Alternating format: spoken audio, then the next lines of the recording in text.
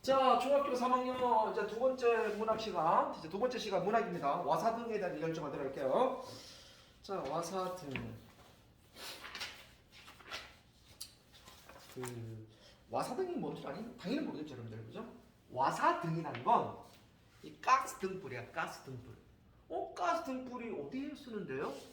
이거 가로등에 쓰는 거야. 일제 강점기 때. 우선 시험을 좀 읽어봐. 자, 시간 10초 줄게. 읽어봐. 10초. 이거 한번 좀 읽어봐요.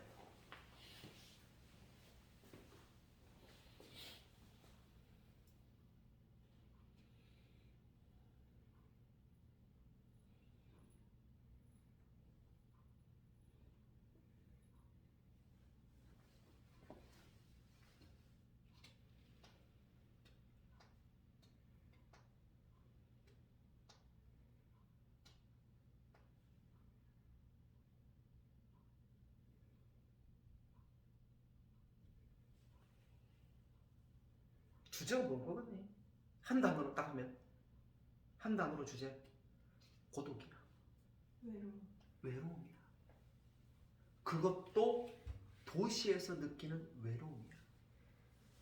우리가 이런 말 붙이들어 봤는 게 군중 속의 고독. 분명히 내 옆에 사람들이 많아. 그런데도 나는 외로워. 분명히 내 주위에 친구들도 많아. 그런데 외로워. 분명히 나는 많은 도심 속에 살고 있어. 그런데 심심해. 우리 이걸 군중 속의 고독이라 표현했어. 자, 그런 시를 쓰고 있는데, 그런 내용을 담고 있는데, 이 시는 배경이 1930년대 일제강점기야. 그러면 일제강점기 때 도시를 비판하고 그 도시 속에서 지식인이 외롭다고 느껴지는 것, 우리 이런 장르를 뭐라 부르는 명칭이 있어. 우리 이걸 모더니즘이라고 해요. 예? 모더니즘. 이따 정리할게. 자, 칠판 보세요. 와사등이란 말이 나오죠. 와사등은요, 이렇게 우리가 만약에 종로 사거리, 종로 네거리가 있으면 일제강점기 때 도시 문명은 누구에 의해서 만들어진 도시니? 당연히 우리나라 발전을 위해서 우리나라 정부가 세운 도시는 아니야. 불행하게도 우리는 그 도시는 우리가 원해서 만든 도시가 아니라 일본의 수탈을 하기 편하게끔 하기 위해서 지들이 만든 도시가 우리나라의 이제 처음 시작했던 도시의 모습이었지. 그리고 당시 우리의 지식인들은 그런 도시를 보고 좋아할 수는 없었어. 단순히 조선시대에는 시골스럽게 살다가 도시를 바뀌어서 도시가 싫어 이런 게 아니라 일본에 의한 도시는 우리 정서에 맞지가 않잖아. 우리가 원해서 우리의 발전을 위해서 쌓아올린 그런 도시가 아니야.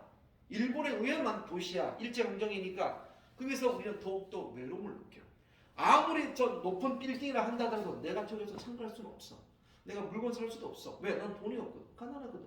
아무리 화려한 불빛이 있어도 난 저기 즐길 수가 없어. 왜? 한국인은 못 들어가게 하거든. 조선인은. 뭐 이런 것들 많은 수탈들. 이러니까 오히려 저 도시가 왠지 묘비석처럼 차가워 보이는 거야. 높은 빌딩들이. 물론 그 당시 최고 빌딩은 3층짜리 건물이었다.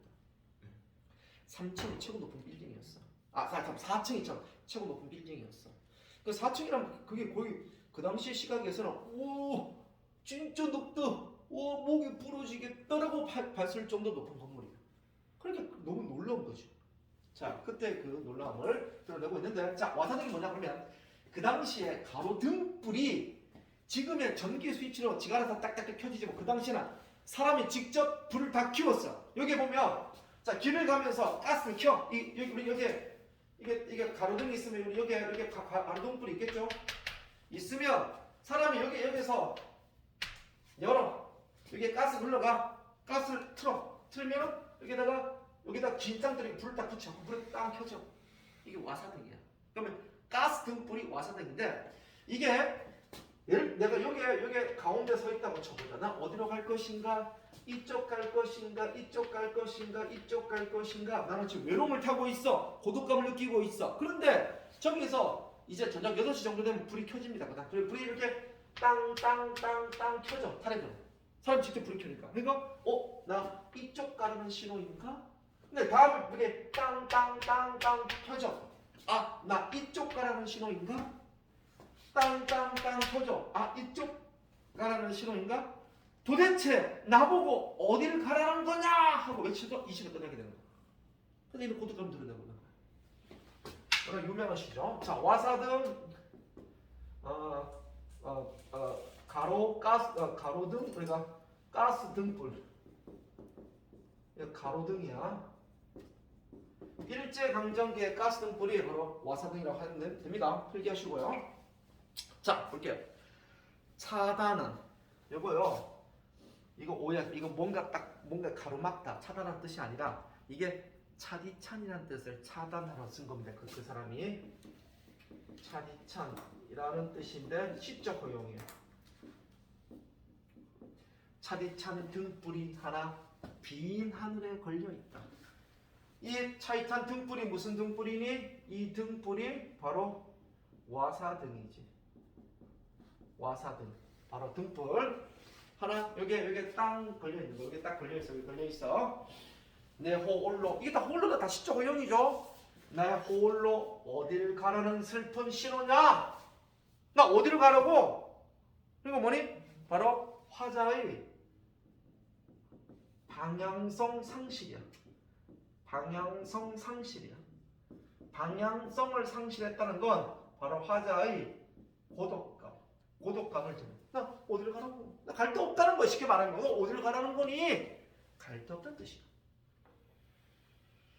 자, 그리고 그 다음에 긴 여름해 황망이 나래를 접고. 자, 긴 여름 해가 나래를 날개를 딱 접었대. 그럼 이게 무슨 말이니? 해가 날개를 접었다는 것은 해가 지는 모습이야.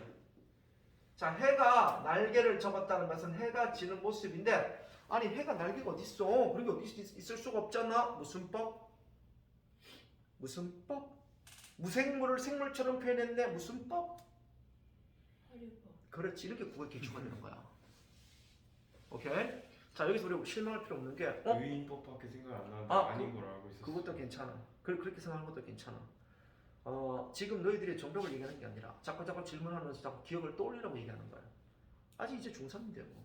근데 이 수업을 통해서 자꾸 그걸 깨달아 나가야 돼. 내가 무슨 법이라고 물어보는 거 시험에 잘 나오기 때문에 물어보는 거겠잖아. 그지? 그런 걸 몰랐어. 속상해라 하지 마시고, 아, 그랬구나. 화류법이구나. 아, 까먹고 있었네. 또 알아두면 돼. 화류법이야. 화류법은 무생물을 동물이나 식물처럼 표현하는 게 화류법이죠. 나래는 날개고, 날개는 동물이 가면 있는 거니까. 자, 늘어선 고층, 그리고 창백한 묘석. 늘어선 고층의 창백한 묘석 같대. 비석 같다고, 비석. 그러니까 그 고층 건물이 비석같이 보인다는 거야. 그럼 뭘 의미하겠니? 바로 도시 문명이 그만큼 황폐하다, 썰렁하다 이 말이야. 도시 문명의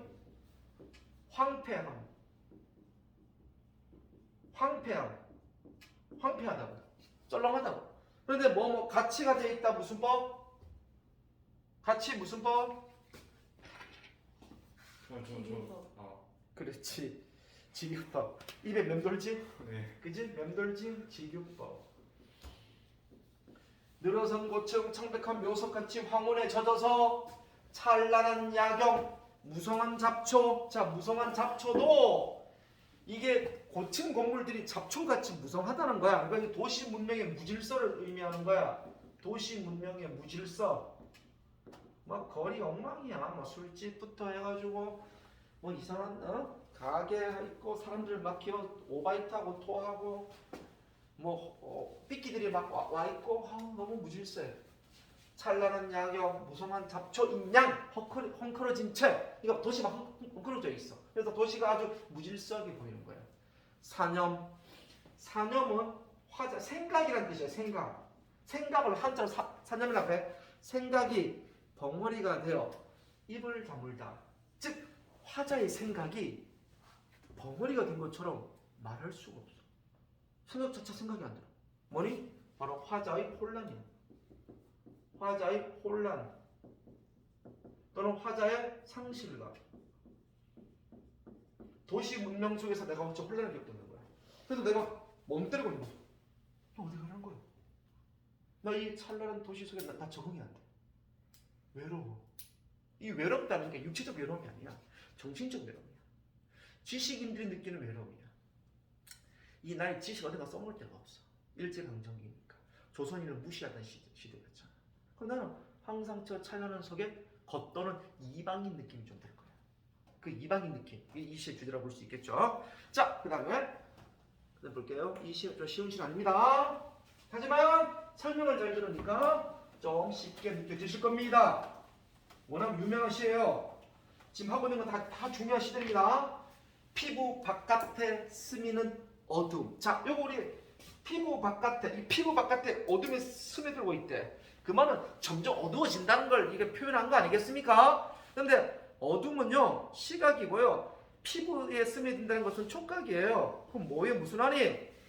어둠이 내 피부 속에 스며든다는 거니까 어둠의 중심이야. 그러면 어둠이란 시각의 피부처럼 스며든다니까 시각의 촉각화, 공감각적 증상이 사용되고 있네. 그러면 자, 이 얘기 하나 들어보세요. 중학교 수준에서는요, 내신 시험 문제를 내면요, 피부 바깥에 스민 어둠에서 시각의 촉각화 이런 문제가 나와. 실제 시험 문제에서는. 근데 고등학교 국어 모의고사는요, 뭐에 무슨 이런 문제 내지 않아요. 요즘. 그 옛날 올드 문제입니다. 그러면 공감각적 심상이 사용되었다 이렇게 물어보기도 해. 실제 모의고사에서. 근데 그보다 더 많이 쓰이는 표현이 뭐냐 그러면 공감각이든 심상이 복합적 심상이든 간에 어차피 이미지가 잘 표현되어 있잖아. 그래서 실제 시험 문제는 다양한 감각적 이미지가 사용되었다 이렇게 질문하는 거예요. 원래 다양한 감각적 이미지라는 건 감각이 2개 이상 사용되면 다 다양한 감각적 이미지라고 그래. 근데 어차피 근데 공감각적 심상 자체가 2개의 심상이 합쳐진 거잖아. 그러면 공감각적 심상이 있으면 무조건 다양한 감각적 이미지 사용이란 말이 맞을 수밖에 없다는 거야. 오케이? 그렇게 멘트가 바뀐다고. 그러니까 중학교에 쓰는 용어가 있고 고등학교에 쓰는 용어들이 있는 거야. 나는 지금 중3 수업하니까 중학교, 고등학교 둘 다 설명해 주지만 이제 내년은 되면 이제 난 중학교 용어를 설명할 필요가 없잖아. 이제는 바로 시험에 직접적으로 도움이 되는 고등학교식 용어를 사용할 수밖에 없어. 그래서 미리 지금 둘 다 설명하고 있지만 그때는 다양한 감각적 이미지라고 하는데 그것까지 쓰지 맙시다. 어차피 감각이 많이 사용되어 있으니까요. 자, 낯설은 거리와 아우성 소리. 뭐 이거 아우성 이게 청각이잖아. 이거 다양하잖아 지금. 까닭도 없이 눈물 겹구나. 자, 눈물이 나. 왜? 낯선 도시 문명 속에 느끼는 비애야. 낯선 도시 문명 속에서 느끼는 슬픔.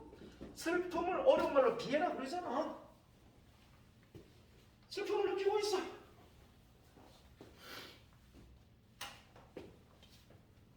그러면 사람이 없는 곳입니까? 뭐 아주 쌀랑한 도시입니까? 아니 그거 아니야. 화려한 도시야 지금. 종로 한복판 대한민국에서 가장 화려한 도시야 그 당시에. 근데 거기서 나는 외로움을 느끼는 거야. 공황 군중 흉년에서 느끼는. 사람이 되게 많아. 내 어디서 그리 무거운 슬픔을 비애를 지고 왔기에 길게 느린 그림자가 이다지 어둡냐? 그러면 길게 느린 그림자 누구의 그림자니? 바로 화자의 그림자야. 그럼 바로 고독하고 쓸쓸한 화자의 그림자야.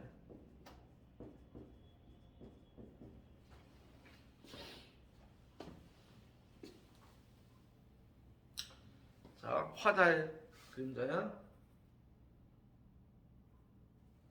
그러면 우리가 이 연을 한마디로 말하자. 전문용어로. 군중 속의 고독이라는 경제 용어가 있죠. 군중 속의 고독. 이거 사회적 용어잖아. 군중 속의 고독이 이 시의 주제이기도 해. 자, 일제강점기 때 지식인의 비애와 슬픔을 드러내는 시라고 그랬어요. 자, 마지막입니다. 네, 어디로 어떻게 가라는 슬픈 신호기 차단한 등불이 하나 빈 하늘에 걸려 있다. 1년과 똑같다. 1년과 비슷해. 네. 비슷하지? 똑같진 않아. 근데 뒤 바뀌었는데. 그렇지, 바뀌었지만 내용이 비슷하지. 이것도 수미상관법이 된다 안 된다? 된다. 된다. 자, 이걸 그냥 심플하게 수미상근법이라 해도 되고 변형된 수미상근법 해도 되고 뭐 같은 용어예요. 변형된 수미상관. 그럼 이렇게 결국 뭐니? 나 어디로 가라는 거냐? 이 얘기로 끝난 거지. 그래서 뭐지? 바로 현대인의 고독을 강조하는 거야. 현대인의 고독을 강조하기 위해서 1년과 마지막 년이 같이 해놨다 이 말이야. 그러면 자 끝난 거 아니야. 펜 넣으면 안 돼. 그래서 펜 넣고 있어. 빨리 끝나려고 진짜. 자 봐봐. 개념적 설명을 좀 알아야겠다 그랬잖아. 성격, 애상적. 슬프니까 애상이란 말이 느낌이 와. 아까 비애란 말이 나왔잖아. 근데 회화적이 뭐냐? 대화? 회화. 나요 여러분 회화. 영어에서 말하는 회화. 그 회화가 아니야. 회화란 뜻은 크게 두 가지가 있다. 말하다. 서로 대화하다가 회화가 있고 회화는 그림도 회화잖아. 그림이요? 그림. 그림이요? 그림. 피처? 피처. 그림. 뭐 이것도 회화 그러잖아. 그럼 이거 회화라는 건 뭐냐면 회화적인 뭐냐? 한 폭의 그림 같은 풍경을 묘사하는 거. 즉 회화적은 그림 같은 풍경을 묘사하는 거. 그러니까 뭔가 풍경을 묘사하면 회화적이야. 즉 화려하지만 고독한 도시의 모습을 묘사했기 때문에 회화적이라는 표현을 쓰게 돼. 이런 명칭들을 잘 기억해야 돼. 그거는 그렇죠? 여기는 안 나왔지만 관조적이 뭐니? 관조적. 여기는 없지만 관조적이란 말도 많이 나오잖아. 관조가 뭐야? 응? 관조 도와주는 거? 관조적이란 말도 많이 나와 국어 문제에서. 관조적은 뭐냐면 어떤 대상을 바라보고 관찰하는 거야. 그러니까 관찰하면 관조야. 회화는 그림 같은 풍경 묘사야. 오케이? 이런 말들이 많이 나와. 자, 주지지가 뭐야? 주지죠.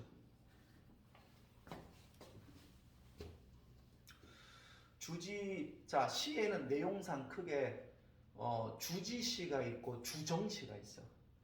주정은 감정을 노래한 거고 주지는 이성을 노래한 거야. 이성이니까 뭐에 대한 비판, 즉 도시 문명을 비판하고 뭔가 비판적 사고를 가지면 주지적이라고 그래. 주지적은 비판적 사고인데 특히 이 시는 도시 문명을 비판하고 있습니다.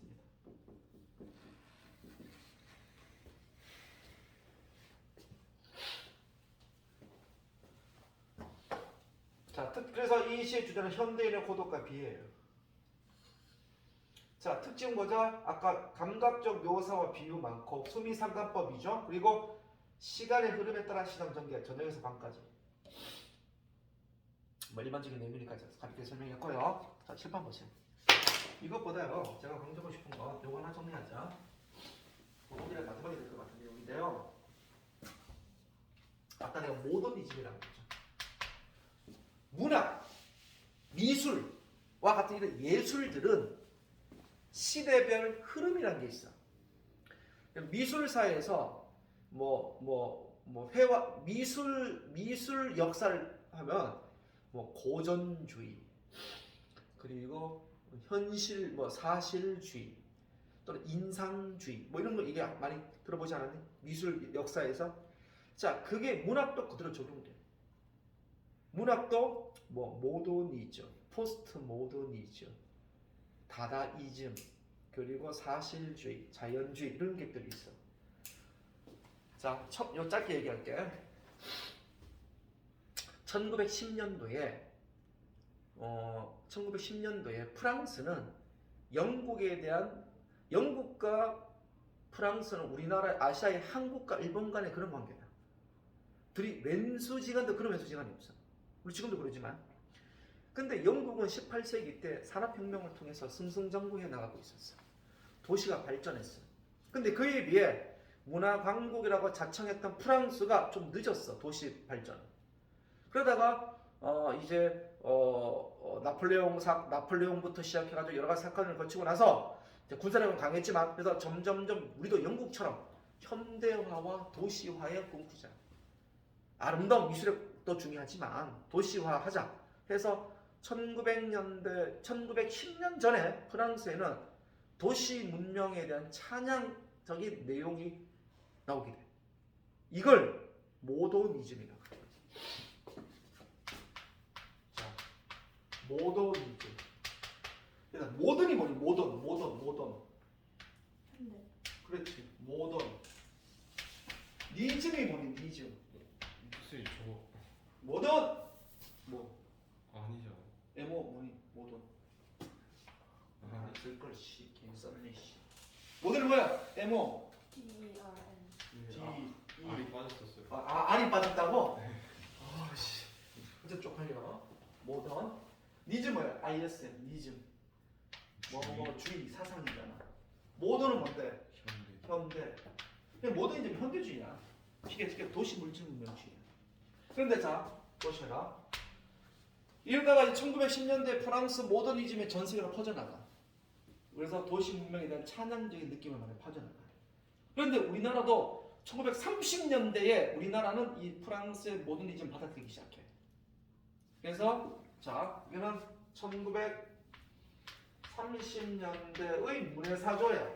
어떤 역사 문학의 흐름이라고. 문해사조는 문학의 흐름이라고 그래.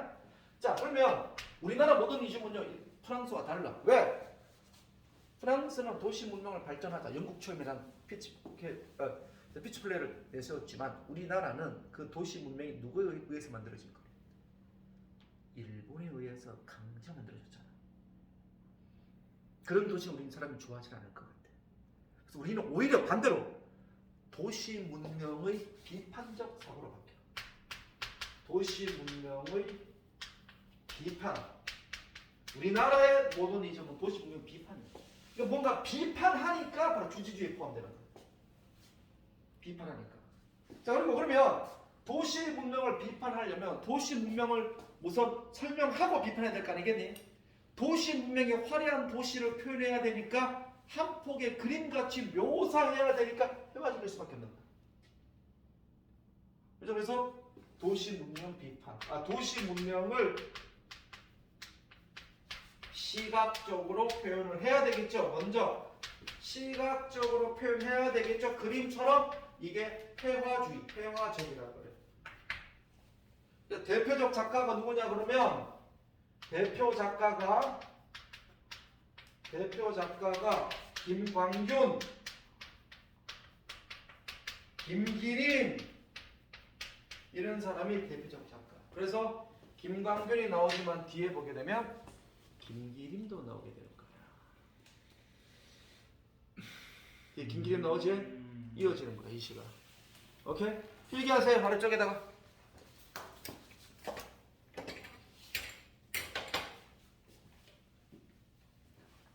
칠판에 쓴 거 안 보이니까 이렇게 딱 할게요. 이거 뭐 원래 계획이 있던 촬영이 아니라서 좀 촬영 자체 엉망이다만은 그래도 뭐 그런 데는 뭐 문제 없겠죠.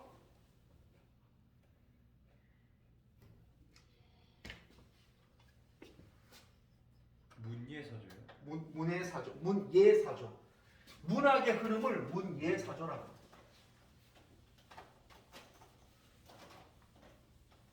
자 그러면 이 모더니즘은 다음 주까지 계속 연결되는 거야. 이걸 알아야 김기림의 바다와 나비라는 시를 이해할 수가 있어.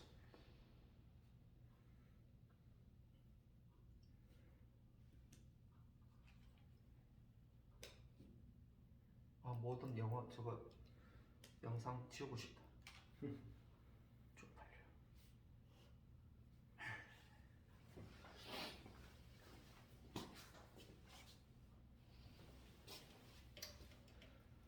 자 오늘은 시험 끝나고 나서 바로 첫 수업이라 앞에는 우리가 상담도 하고 시험에 대한 얘기를 좀 많이 좀 했습니다만은 수업은 여기까지 하고요.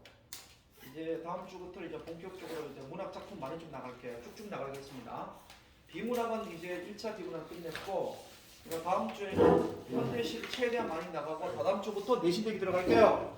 그럼 다음 주 오실 때 학교 진도 시험 범위 나온 학교도 있겠지만 시험 범위랑 진도 나가는 거 알려주세요. 계획도 잡을 테니까. 자 오늘은 여기까지 하도록 하겠습니다.